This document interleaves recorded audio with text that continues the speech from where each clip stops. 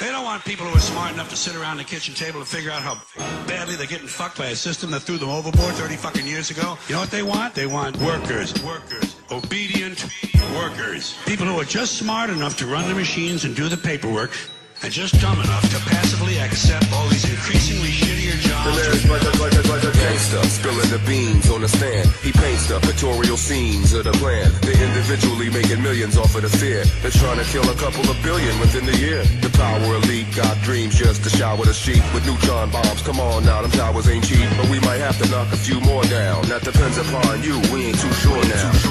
I play them all with Charlie Manson. He beat me 21-5. I said, Charlie, why are you dancing? He said they need him to survive. Yeah, they building all the crime factories. Starts with the folks in the hood here. You see, 2003 was a good year. Non-stop, every day there's a new fear. They scaring all the little old ladies with blue hair, predicting chaos and promising them to keep the order. It's easier than leading the blind sheep to they slaughter. Please don't depend upon a Bilderberg reporter. He's guilty as his criminal bosses who gave him his orders. When I was on the handball court with Charlie, he said I never told anyone to murder nobody. However, he mentioned the power of suggestion and said he was just a mirror giving people their reflection. He told me Dick Cheney murdered over 1 million innocent civilian old men, women, and children. I said, but Charlie, they all call you insane. He said, I roll the nickels, I control the game. I play handball with Charlie Manson. I almost had him at the end. I said, Charlie, why you still dancing? He said, I beat your sorry ass again. Do you feel blame? Are you mad? Do you feel like Wolf the Bob's right friend? My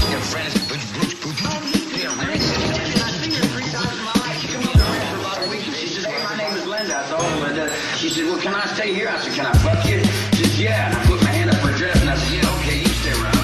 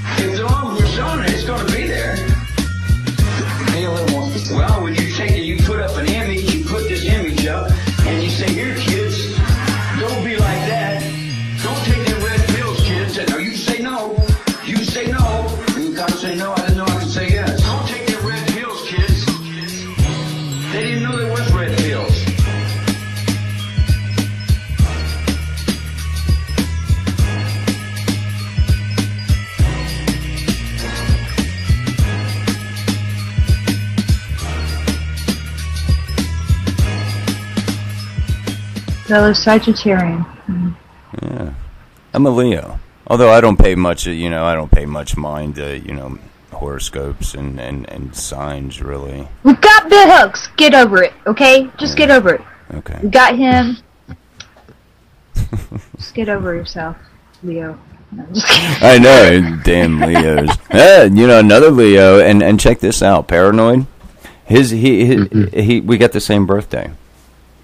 Really? Yeah, we're both Leos, which is where I think he got the lion for his, that he uses for his show. Big lion head because he's a Leo. Same exact day. Wow. Not the same year. That would have been too much for the world to handle.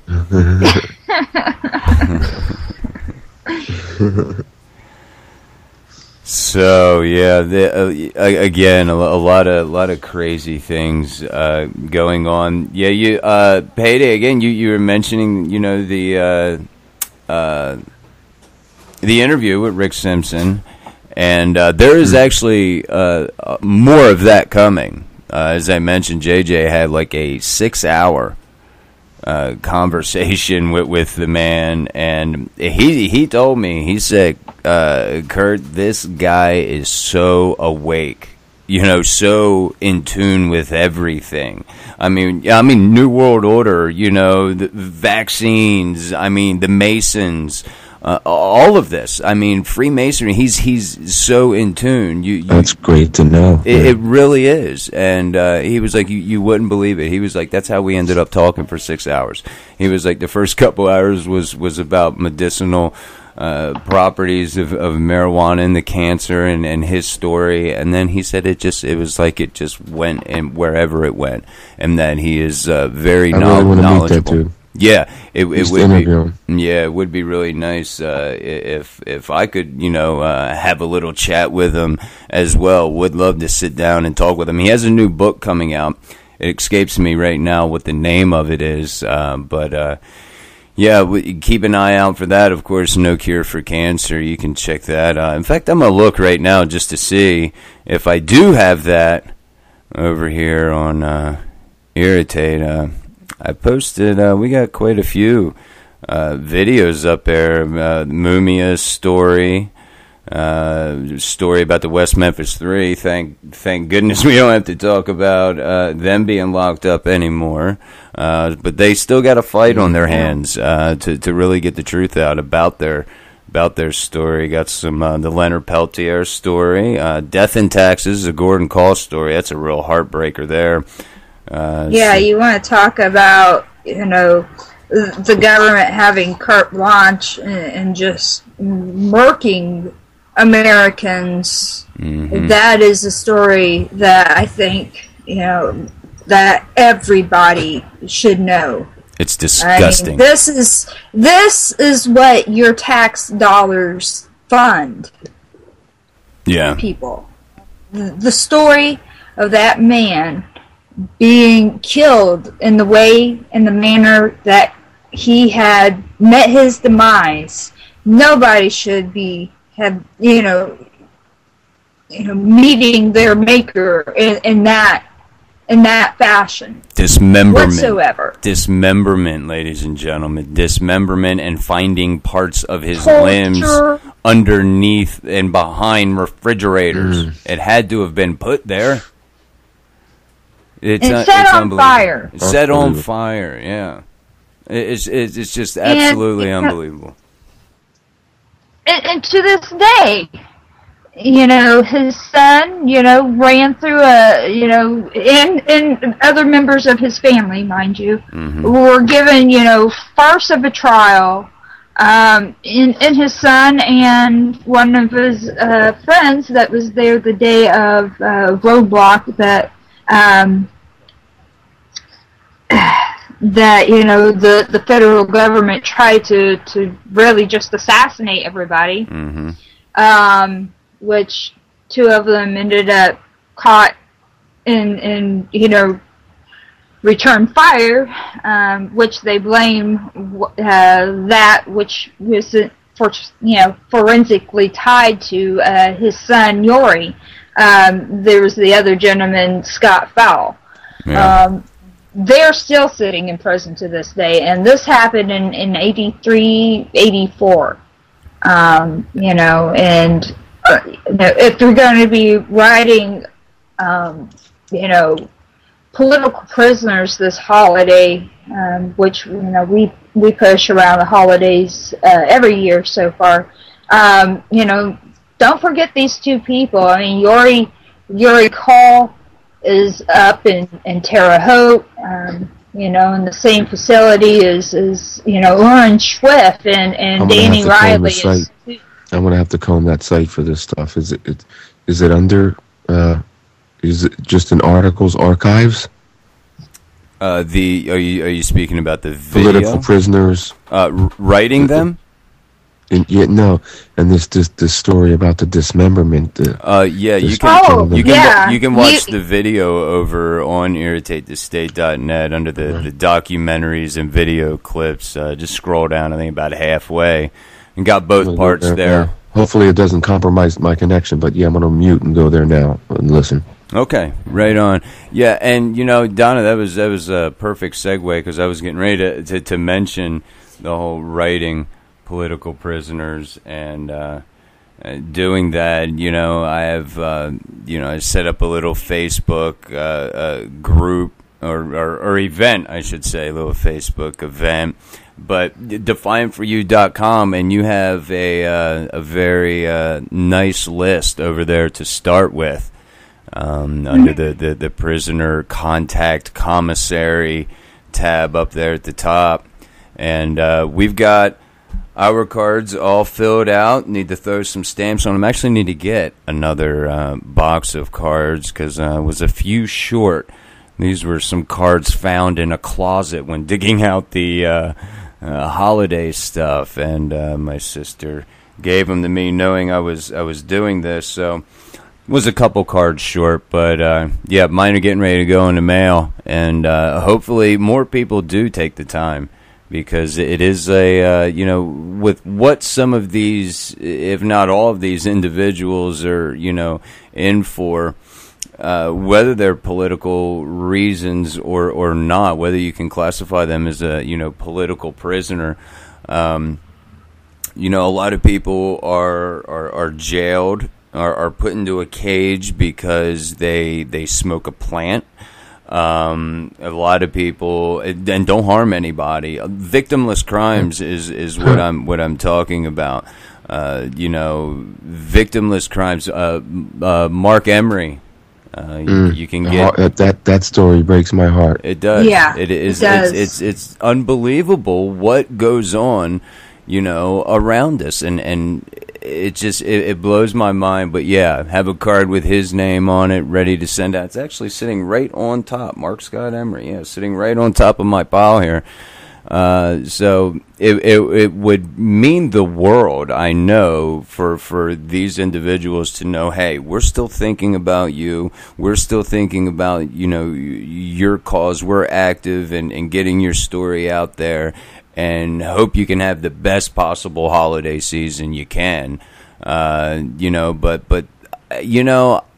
as JJ mentioned on the show, being in prison himself, doing a little bit of time, that mail call, when they call out mail and they start handing that out, that it's like Christmas time for them.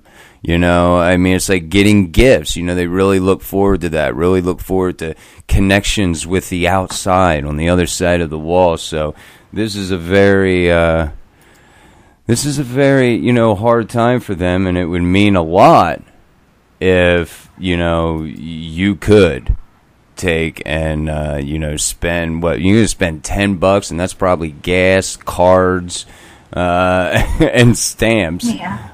It doesn't take a lot of money. It takes more time than it will money to sit down and write things out. And so DefiantForYou.com is where you need to go to at least get your list started, because as I I'm mentioned there now, brother. Yeah, awesome Payday. As I mentioned time and time again, it is a healthy list you have over there. You put a lot of work into it, Donna, but that is such a small percentage of the political prisoners. I mean, here in the States and around the world. I mean, and with the Mumia case, I mean, when you look at the fact that they had dossiers on this cat when he was 15 years old, FBI, and with the COINTELPRO thing, it really makes you think. What did they say? They had to neutralize them, and you ever see the coloring book put out by the FBI, the Black Panther coloring book? It's fucking sickening. If you haven't seen it, I mean, it's just for kids. It was probably put out for kids, but it's a sick joke. It has, black people holding guns to cops and teaching the kids watch out for the pig, and the pig has a lollipop in the front and a gun behind him, and it's like, shoot the pig, kill the pig. Oh, wow. They were on some strategery. Well, yeah. I mean, anytime you are a voice of dissent, or trying to change the construct of what's going on, and you're a part of society and your community, and it's beneficial and positive, they're going to come after you. That's why the scumbags rise to the top. It's people they can compromise, you know? You know, like I was saying earlier, I mean, it really makes you wonder when they're profiling a 15-year-old, regardless of, you know, the level of intellect, to profile a 15-year-old because he's, you know, he's politically minded about uplifting, you know, the oppressed. Yeah, what was he, Minister of Information or something at 15 for the Philadelphia chapter of the Black Panther Party? Mm-hmm. And to think, this man's words and thoughts pose such a threat.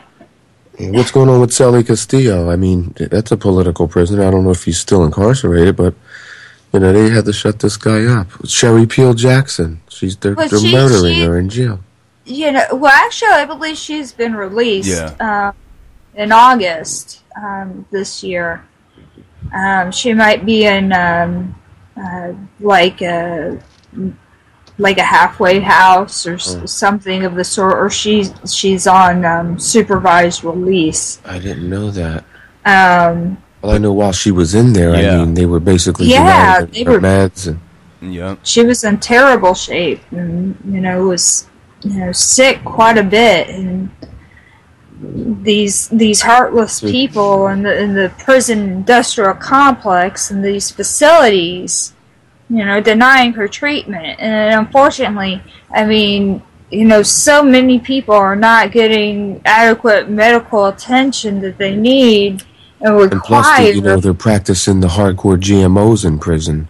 Yeah, I mean, the health of people deteriorate when, you know, they are incarcerated. They didn't stop experimenting on prisoners, you know what I mean? No, they continued. And look at the whole incident where, you know, I believe it was like the Georgia prisoners, you know, being susceptible to HIV, AIDS being spread because they were, you know, forcing these people or, you know, talking them into doing blood you know, donating blood and, you know, making a profit off of them and, you know, ruining, you know, lives of these men even more so. I mean, regardless of what their crimes were, I mean, it didn't merit the kind of death sentence that they were definitely given by, you know, the exposure to these diseases. Mm-hmm. And I'm sorry, I got a dog that's snoring in the background. I was wondering what that was, and it didn't occur to me till you just said it. I wonder if that was Pete. He snuck in the room again. Did you hear the mayor of Oakland? I forget her name, an Asian lady, I believe, maybe a Hawaiian Pacific mayor of Oakland, a woman. She talked about a conference call with 18 cities that were, you know, in regards to the Occupy Wall Street movement, how to behave, and that it was an exercise. You know, it was all coordinated between 18 cities.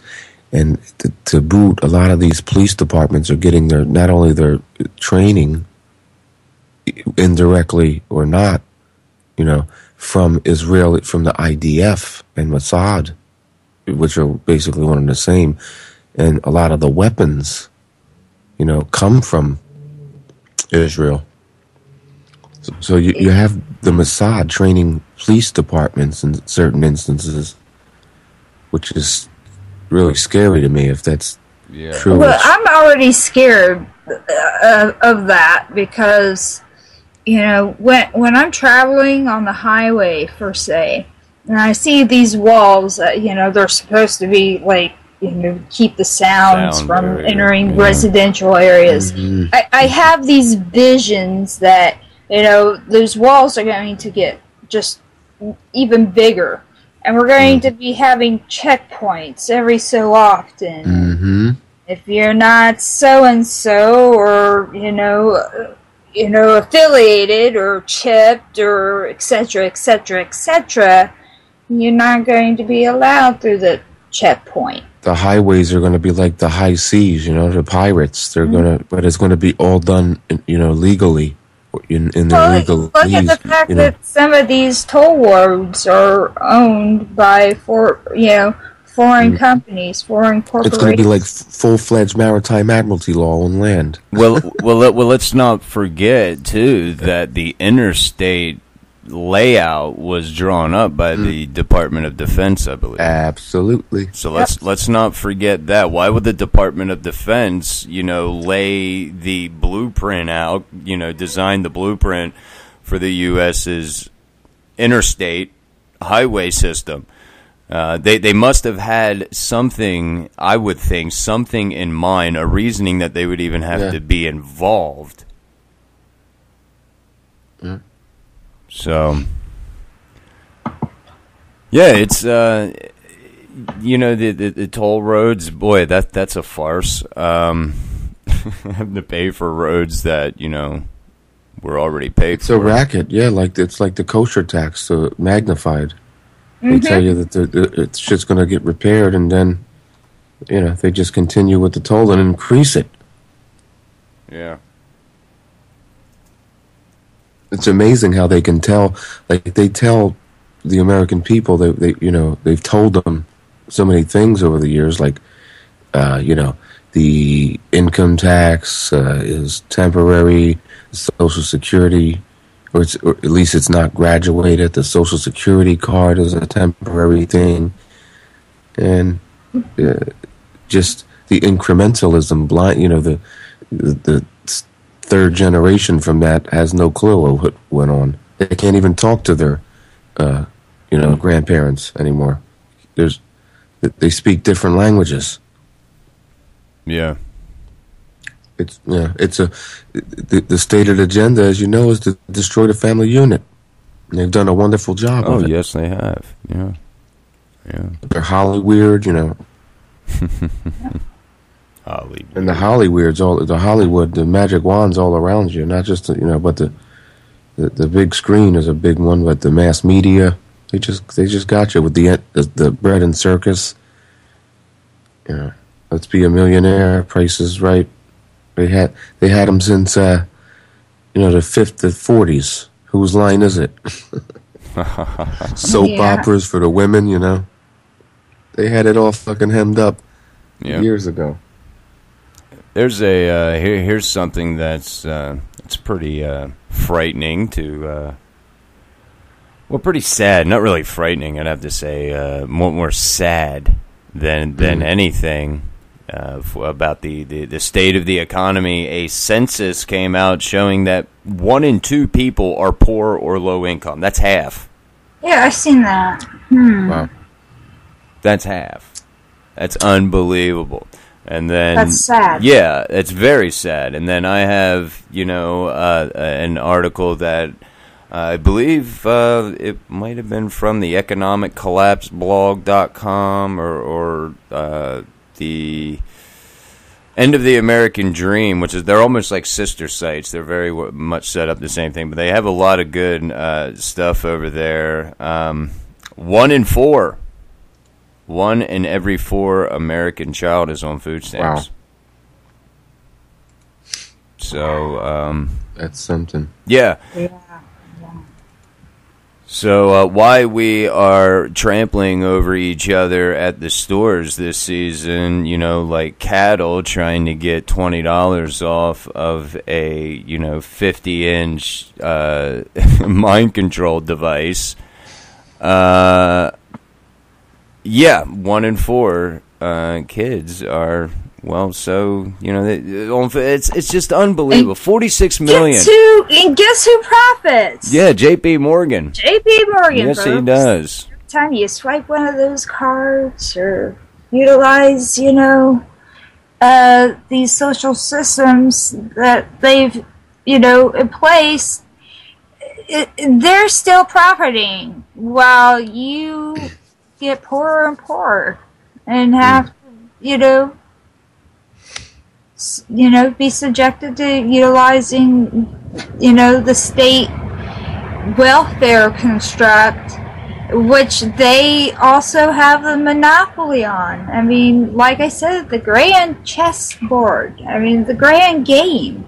They, have had the foresight to think and have everything planned out 20 steps ahead. Yep.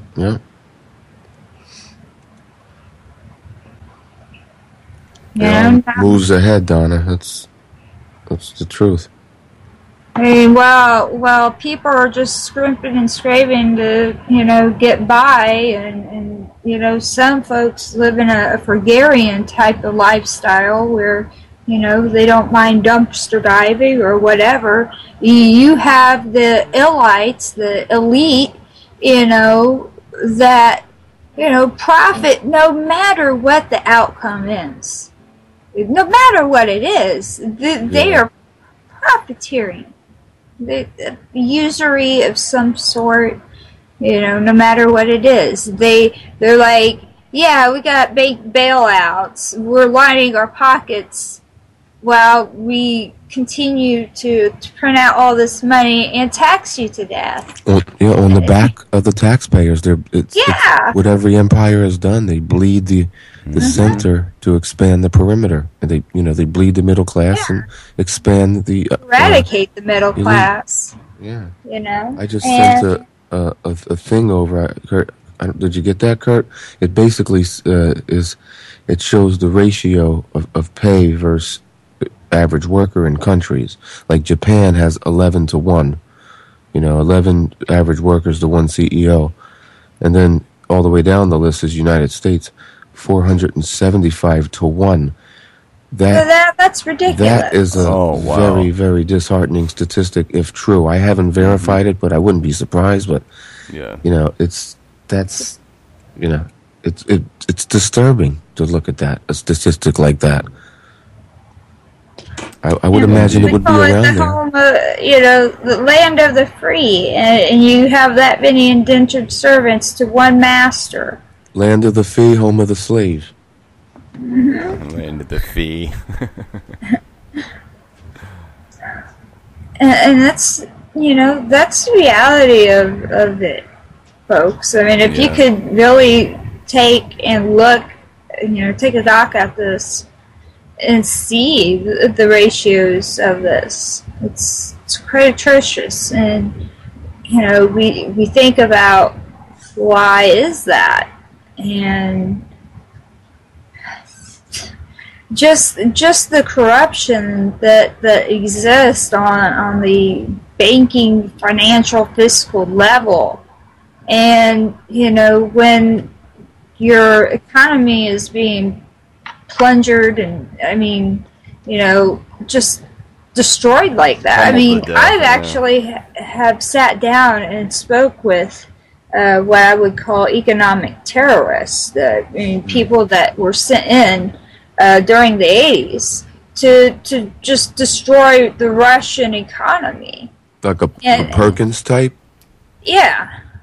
And this is what's, reoccurring. I mean, we have, and why isn't the name Leo Wants? That's a great name for him, Donna. Like I guess they call them economic hitmen, but terrorists is more appropriate. Yeah, it's exactly what I perceive them as. But when you think about pure capitalism and, the economic construct that exists today, it's nothing near pure capitalism or free market. It's crony capitalism. Yeah. In itself, capitalism is fine, but, when we're talking about what we have today, it doesn't resemble it at all. And just like they live on misnomers here. It's not capitalism, just like communism practice as it's written, as it's understood. Communism would be a great thing, but the people who invented it control it, so it's not going to work. It's a ploy, it all leads to one thing, democracy, communism, socialism. All the statism. It all leads to fascism, due to the people who've constructed the system, the architects. Yeah, it's funny. It's funny you mentioned fascism because the term corporatism was going through my head this whole time, and if I'm not mistaken, Mussolini said that fascism should be more appropriately named corporatism. Yeah. Mm-hmm. And that was going through my head the whole time, corporatism. Because you see, it branches over all the imagination, imaginary borders. I mean, it's in all the, nations. I mean, the bankers, their jurisdiction is it far expands the borders of a state or a country. Or even a region. I mean, their criminal activity is worldwide, and it destroys people. I mean, and right now it's like they're having a heyday. I mean, they're going to hit up Greece. They tried their little thing in Iceland. And we have the unfoldings of it here. Through our previous mortgage fraud that was going on, and now so even more on an escalated scale with what's unfolding with Occupy Wall Street and so forth. So. Sorry, I'm not opposed to an all-out battle on the Hill right now.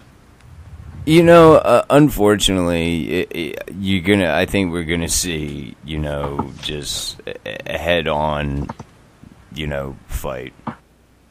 Honestly, unfortunately, I think that we could see a lot of bloodshed in the future, and I'm not trying to doomsday it up.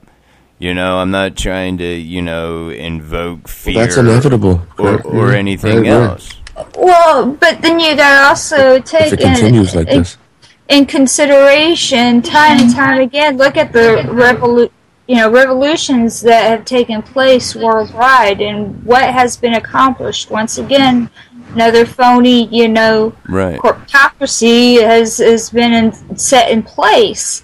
I mean, statism is really, the enemy of the growth, the spiritual and financial, fiscal growth of people, of the human race. Mm-hmm. I mean, because it sets limitations when you have a construct of statism, whatever form you think it, you would like, but, voting for other people's, to choose a master over somebody else when we all should be sovereign individuals, it makes one, sit back and wonder and to think these things through. Oh, yeah, I mean, there's definitely going to be, a uprising, but the way that we go about it matters the world. And, with I see the internet as like print, the advent of print. But, exactly. Gutenberg changed the course of history, and they quickly suppressed the print. I don't think they can. The internet is. But the reformist went through. The reformist was, put to the fire because here somebody was printing, the truth in a commoner's tongue, in a language that the commoner spoke, and putting that word to paper. In script was one thing, but to put it in print and to be able to reach the masses with that posed a real threat to, Catholicism. It posed a threat to, Queen Mary. I mean, and print media is all but dead, really. Yeah, this is just the new version of that. And, unfortunately, speaking that voice, regardless of what era, what century it is, people are going to be put to the fire. And when on ABC News they're showing Lindsay Lohan's, rehab stint, or when I open up Time and I see shit about Mariah Carey's figure. It depresses me and it lets me know what's going on. They follow her body throughout the years, her figure.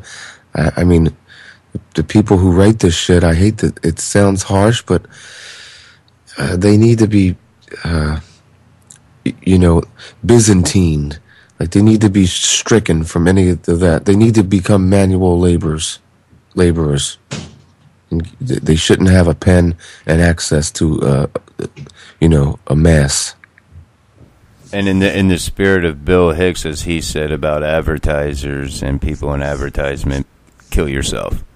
Yeah. And I know that the advertisers think I'm going for the anti-advertiser market. Yeah, right. Now he's going for the trap dollar. Yeah. That's a very good market. What a genius that dude was. He really was, yeah. Well, you look at Bernays. That he is active. Yeah, I'm sorry. I'm thinking out loud. I'm going to wreck that dude. Look at, the effect. I'm going to call Daniel Sinjata, who's on the show, and make him hand him the CD. That'd be tight.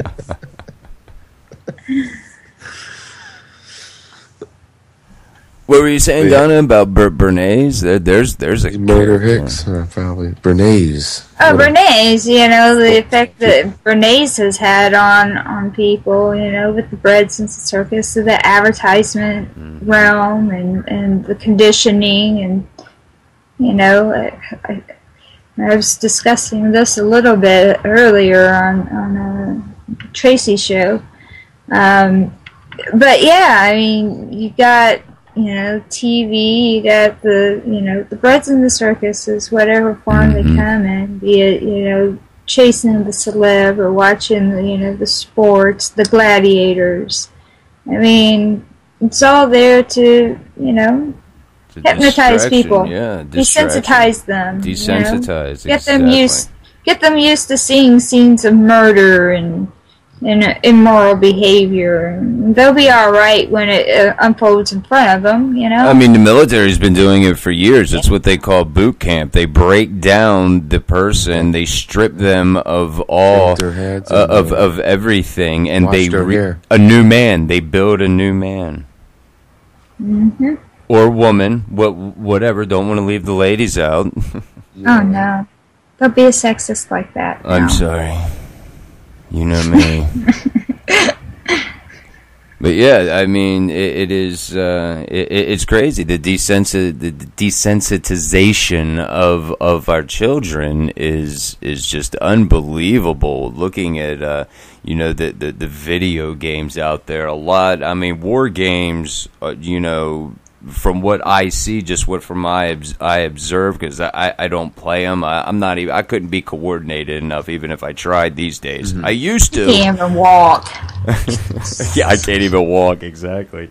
But from what I see, a lot of war-based combat, first-person type deal, looking right through the eyes. Which that first-person view, I tend to think that has some kind of an effect on the desensitizing, an effect on the individual playing's mind in a sense, versus it almost puts you as that person, hence why they call it first person, you see.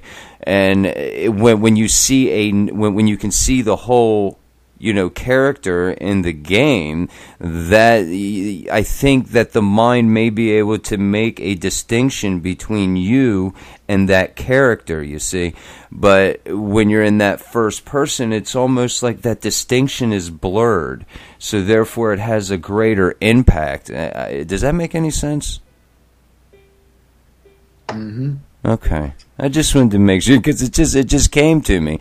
But yeah, I mean the amount of violence you see on these games, the amount of violence you see on just regular TV. For instance, Jersey Shore, man, I've seen some people just get the shit kicked out of them, and you have teenagers. I didn't know it was like that. Wow. It is unbelievable. I mean, I caught it one time. My nephews. and nieces, they watch it, and it just blows my mind. I mean, it's just like watching people, fight in a social environment, looking a certain way.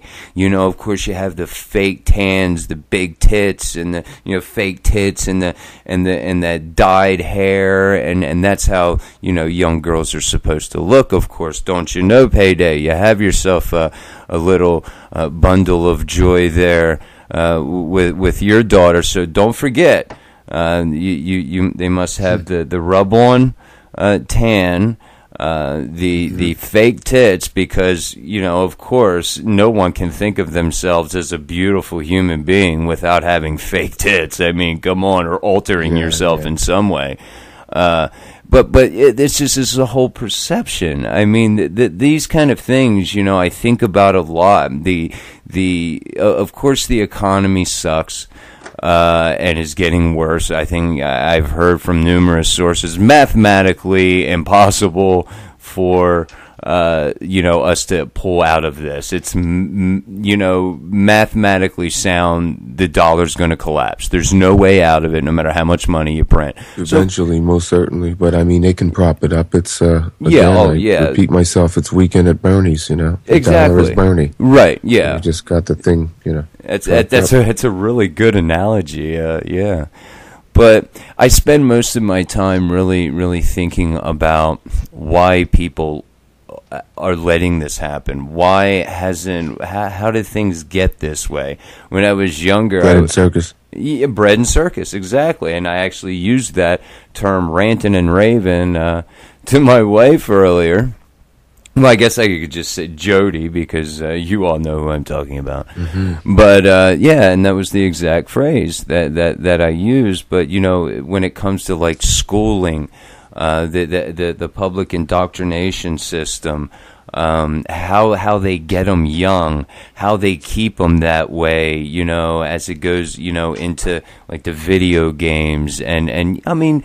On I think it's MTV, maybe one of the MTVs. MTV is not like it used to be, ladies and gentlemen. I'm sure the older listeners of this podcast will. I come from the land down under. There you go. Those were the good old days when they actually had music videos on there. The music might have not have been all that good looking back in retrospect, but it was actually video talking about we got TVs, and that was a mainstay on MTV when I was a kid. Yeah, it'll come to me. Now you have, hey, I'm 16 and I'm pregnant. Color TV. I want my MTV. I want my MTV. Yeah. Now it's MTV turned into a debaucherous cesspit. It is. I mean, you have I'm 16 and I'm pregnant. Or I'm a pregnant mom, or teen pregnant mom, or something. Just encourages them to, let's go get knocked up and be famous. Yeah, okay. Now we can be on a reality show. Who cares that the child needs guidance, and the child needs to have have you there. Apparently, somebody's child isn't getting guidance. The urge to experiment. They exploit it. Exactly. Poor child. Mm-hmm. There's obviously a lack of guidance, apparently, of 16. Right. If the 16, good point, Donna. Exactly. So it's just a generational thing, a heredity. Not really a heredity, but hey, if that's why I scream and yell. Well, under my breath, but a lot of times I scream and yell. About parents, and how important and how it affects your child to when you stay ignorant to your surroundings, when you stay ignorant to what's going on, when you just care about toys and trinkets and fashion and looking good, and how that affects your child. Yes, your child may have a smile on his face and may be the happiest, fun-loving child that there is on the outside, but most people I know like that, their children are brats. Yeah, and a lot of times they are. Yeah, a lot. I mean, they may be good for you. You may think they're a little angel, but they really are spoiled brats. Because Donna, you've actually met one of them. My sister-in-law's little boy. Yes, but little. Yeah, that's. That was a bad term there. I shouldn't have used little. It doesn't... Well, your nephew. Nephew, yeah. It didn't describe him at all. My nephew, yeah. But that's who comes to mind. You know, my sister and her husband spoiled the shit out of him. Yeah, and... I mean, don't get me wrong. I love, spending time with my niece and my nephews and my own children. I do, spoil... them to, the best of my abilities, but I spend a lot of quality time with them. I make sure that they're aware of things. I don't feed them a bunch of BS, So. Well, what I was getting at was more of the parents spoiling themselves and being preoccupied and distracted with the social ladder, even though they may provide physical, material things for their child. What it does under the surface, I think, is could be considered child abuse. I think it's child abuse to allow your child to sit in front of a video game for hours on end in front of a TV, McDonald's all day long, you want to take a I got stammer with my words there, but that's exactly right, because I had 50 million things running through my head when you said that. It's child abuse when you shove this processed food, at the fucking McDonald's, McDeath, I call them, And, dawns on me now, it's child abuse when you refuse to educate them properly and there you go. Warn them of the dangers around you. Mental child abuse. You can't slap those rose-tinted glasses on your child and just not prepare them for what is out there in the world. Yeah, exactly. Which brings me. I think it's cruel. Yeah, and that's exactly the point that I was making as I started this rant. That parents need to educate themselves. And educate themselves on nutrition, and things of this nature. That way, you don't have an incident like the woman who had her a child taken away from her. I think it was in 5th grade or 6th grade or something. Yeah, and he was like 200 pounds. And the state came in, took her child from her. I don't know if she got her child back or what the status is on that. I really don't, but. You're supposed to lose, so many pounds before, a certain deadline or whatever. Oh, okay. Well, we imagine the stuff that goes unreported. I mean, I met the black woman, Godbaldi. Yeah, Godbaldi. Yeah. Mm-hmm. They blamed that one even touches. If she did shoot at the police, they're coming in trying to take her seed. She don't want to medicate her, Mm-hmm. So I think if they're trying to break into her property or a trespass, she has every right. Every right to defend herself and her child. They're intruders. Insurgents. There you go. They have no I'm right. trying to work on my Pink Floyd mood. I got this beat going. Nice. Is that you playing the piano? I'm in a Pink Floyd mood. I'm learning these chords, you know what I mean? You tell me if you think it's reminiscent. This is a world premiere. There we go. Ready?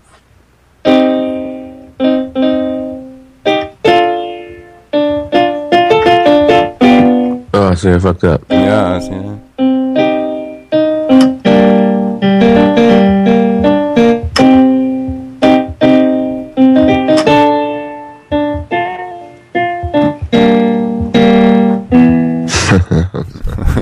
Nice. I'm digging it. That's a C. That's the C, a C minor into a D minor, I believe. It's got a Floyd sound. I just can't. I revere piano players and guitar players. So much coordination it takes, which I don't have. Oh my goodness, yes.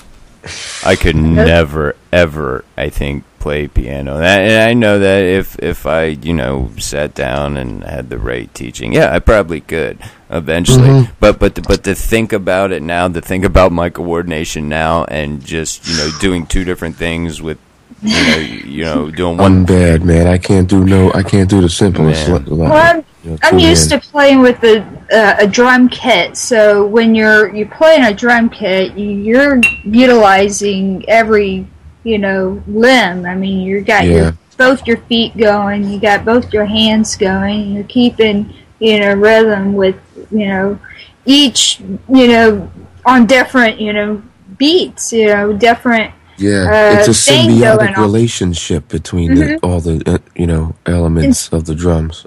So in order to do that, playing guitar, the ambidextrous part of it is easier. I mean, having both hands do something. But I suck at piano, so I'm not so good on the piano. But guitar, I can hold. I just fake it. I play one part at a time. I'll play the left, and then I'll play the high notes on the right. One at a time. Nice. Not me.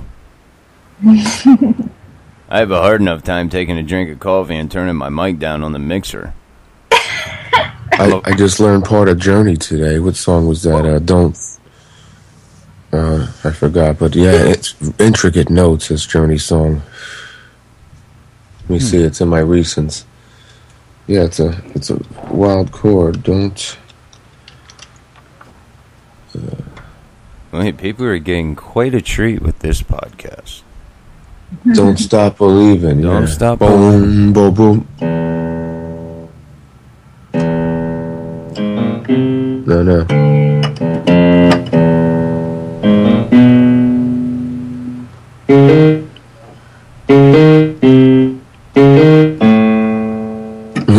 You hear it a little bit? I forgot it. Boom, boom, boom, boom, boom, boom, boom, boom, boom, boom. Don't stop. Didn't Bill Clinton use that as a? I think he tried. No, he used the Fleetwood Mac song. Yeah, the Fleetwood Mac song. Yes. Don't stop thinking about tomorrow. Yeah. No. Stop thinking about tomorrow. Yeah. Yeah, that one. Did you hear? Was it Michelle Bachmann recently tried to use a Neil Young song or something, and Neil was like, nope. Or maybe it was Tom Petty. I think it was Tom Petty, but Neil did it too. I'm not sure. But they don't want these cock smokers using I love their it when artists do that to them, doing the cock block. Yeah. Yeah, I think, Neil Young did the, I ain't singing for Pepsi. I ain't singing for Coke.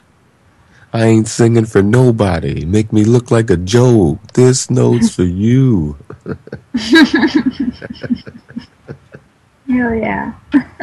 That's my man throwing down Neil Young. Oh, it's sweet, man. I mean, these assholes, these politician puppets, thinking, oh, it's alright, I'll just use whatever song. I mean, really, come on. Yeah. Write your own shit, Bruce Springsteen did that to Bush or maybe even Reagan or something. They born in the U.S. or Bob Dole or somebody. No, you ain't using my song, but... I think more artists should be like that, Yeah. If they don't believe in something in particular, Guys, to switch gears real quick, how about that Michael Jackson shit that I never these revelations to me, like I guess you probably know this. I'm way out of the loop. Like in the They Don't Really Care About Us. He's like. Jew me, sue me, kick me, kike me. I didn't know that was the lyrics. I have heard that. There's a quote of him saying, and it goes on and on, but there's a quote of him saying, these people, they don't care. They'll leave you penniless. You start, they make you the most popular person in the world, and then you're without, penniless, and, Reminds me of the Jews do it on purpose, he said. The Jews do it on purpose. They murk that motherfucker. Well, look at, other musicians that have met their demise, and, it wouldn't be surprised if there was a media smear. Beyond a shadow of a doubt. I'd bet both my legs on Lennon being... Well, yeah, Lennon Yeah, I mean, just the stuff, the Beatles were involved in, occultic wise, and, being with the Tavistock Institute, and being involved in, knowing the Yeah, I don't think they were wittingly involved. Parties. Maybe Paul found out later, and so did John. I think they approached them both, and Paul was a little more receptive to the Aleister Crowley OTO Tavistock. And I think John look at shunned Bob it. Marley. I mean... Well, yeah, I know John shunned it. And Marley, yeah. But, he was right. Them songs, Bring on the Lucy. I know 666 is your number. You know what I mean? Stop the Killing. Mm-hmm. I'd be saying shit like that. Just give me some truth. Well, look at also the political climate that he was involved in when he got over here, stateside. Look at the people that he was, running around with. They were hell-bent on deporting him. He was in Apollo Theater 3 months before his death or so, galvanizing black people. They were loving it. He could have had 100,000 people in the mall, in Washington Mall in D.C. in 10 days. Well, he finally started utilizing the voice that, the platform that he had, had been given, and, utilizing that to speak out. He had Martin Luther King power. Yeah, and, I mean, for the fact that he was aware of the power that he willed in, the fact that he was misquoted with the Jesus, quote, early on in his career, but he understood that, the mentality, the herd mentality of the people.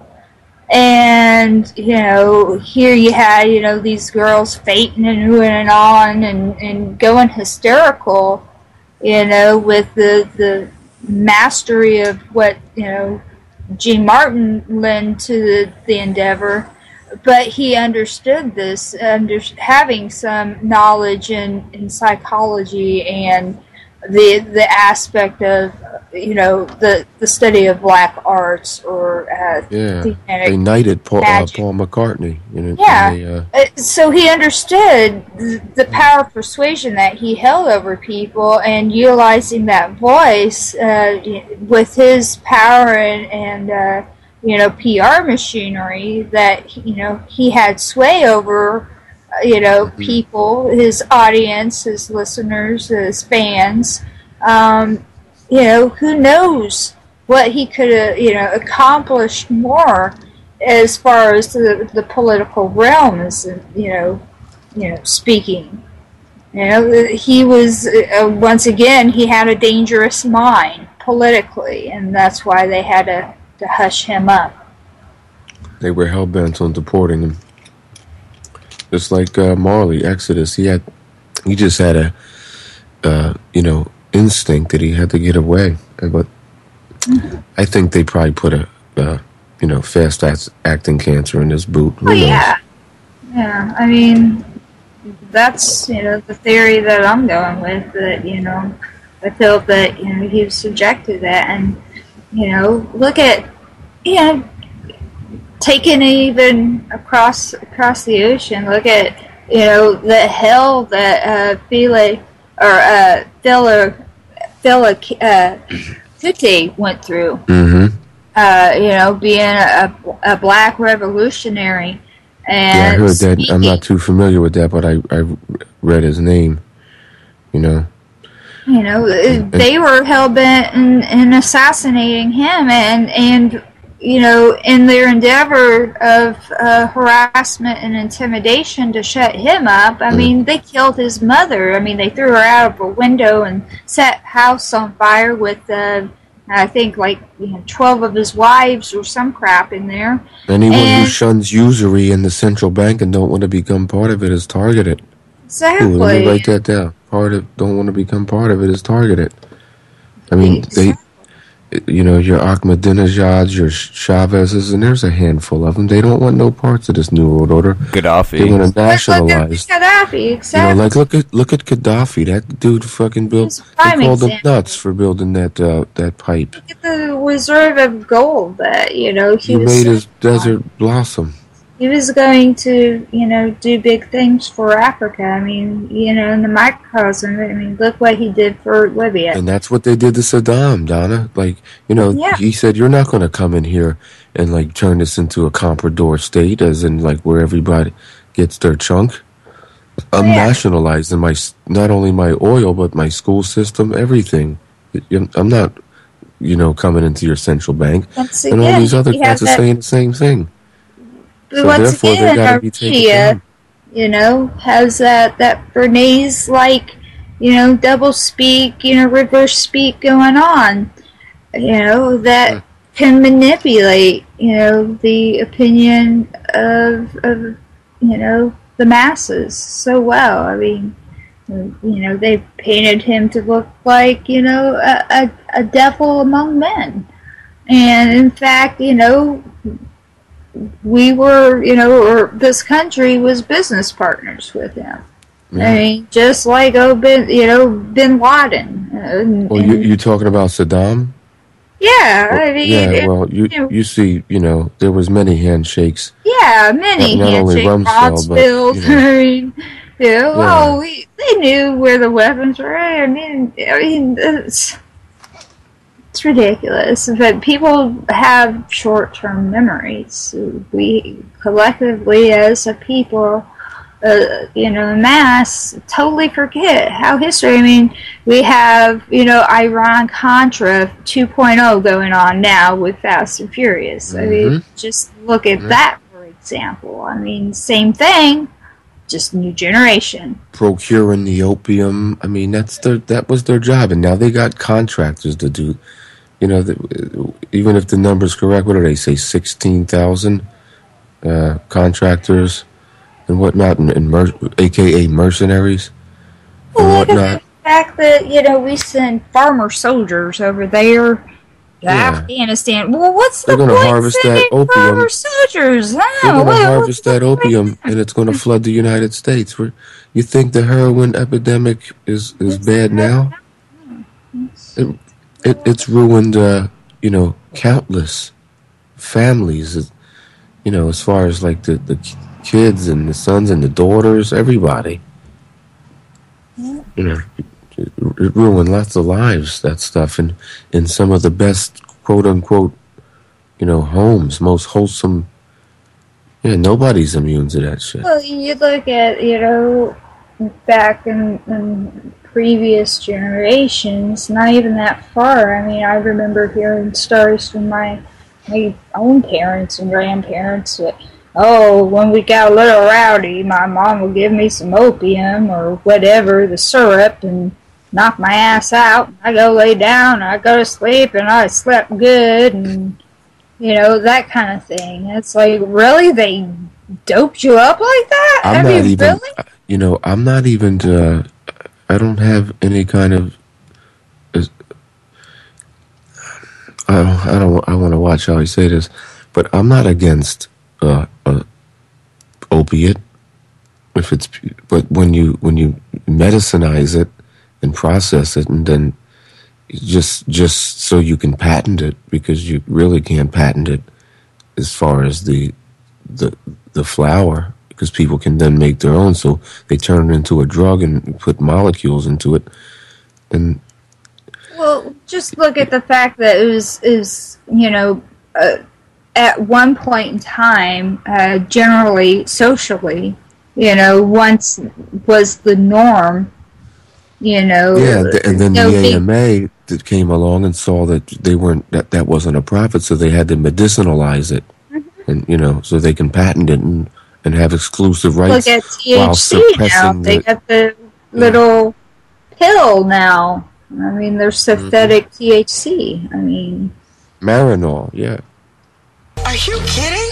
Well, I never signed up for that. I'm sorry, ma'am. You don't sign up for the Iraq War. If you don't wake up with Kurt, you're out of your mind. It's a standard charge for all Americans. irritating the state and leading the blind. Well, that doesn't make any sense. I know you're watching your news, you think you're informed. While you're still online, can I interest you in our new monthly Iran war chart? No, You are really confused now, get away from your norm. Thanks for calling the United You States. better wake up.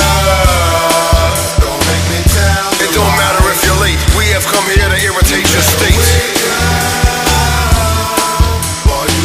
Fuck the whole Patriot networks, what you should do is wake up McCurdy. Yes, I've been on the phone over and over with you guys trying to get this recurring charge for the Iraq war off my state. Iraq was just an hors d'oeuvre.